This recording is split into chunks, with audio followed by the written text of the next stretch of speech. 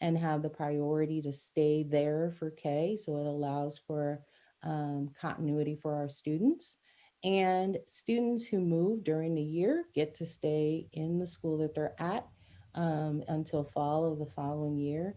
And then the RCSD task force will be able to continue the work supporting the plan. Thank you. So I see several hands, so I'm going to minimize this so I can see who has their hands up.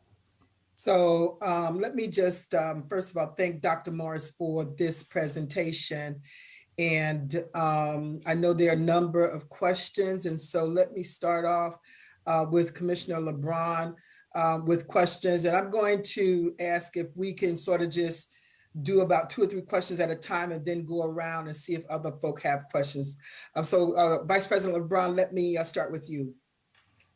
Thank you, President Elliott. And yeah, I'll limit it to 2 and then we can go around. And then I have, because I have several, so I'll limit it. So thank you. No, thank you. So first, let me just say that we were talking about closures and mergers, this managed school choice and reconfiguration all happening potentially. I don't even know how we would have done that, by the way, but so I'm glad to hear that there's some slowdown so that we can at least get this, be thorough about this, right? Because we're talking about thousands and thousands of families that would be directly impacted. So I do want to appreciate that we're slowing down a little bit on that.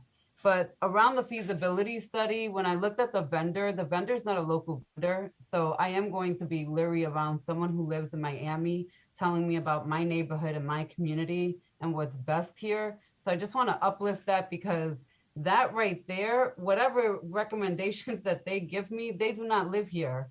So they're just looking from a map and not understanding what that means when I live in 14605 versus 14619 versus 14610.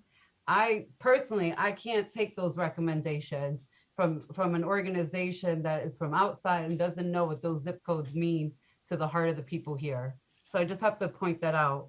And then I just want to uplift on the zone piece, and then I'm done, Commissioner Elliott, because I do have some questions. I will save them. Middle school, you mentioned giving priority to middle school for folks. And I did map out all of our schools by zip codes and actual quadrants, not the zones that we currently have, but by quadrants. And right now in the Northwest, there are actually only 5 elementary schools that serve pre-K through 6. And then for 7 through 12, there's only 1 school, that's Leadership. And we all know that that school is up for closure, but that is an all boys school.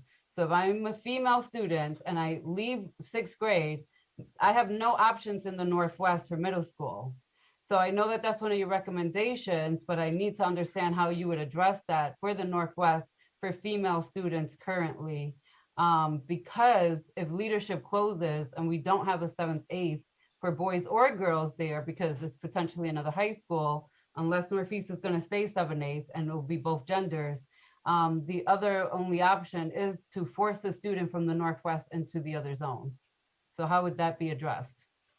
So that's going to be covered in Dr. Myers-Small's element of the presentation. So in the other presentation that we're going to have when the superintendent presents, that is going to cover that element. And I definitely agree with you with your first point, where, you know, slowing it down just made sense, particularly considering all of the proposals that we have put forward with the board. So I agree with you completely with that.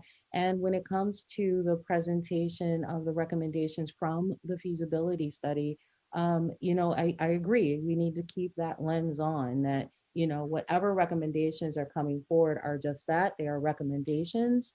And if they don't have the element of having the view of our district, then we need to consider that recommendation with that lens. So I just want to at least say that I agree with you. The first one is absolutely something I agree with completely. It would have just been completely a lot of turmoil for our families if we had just done all the things that were on the table for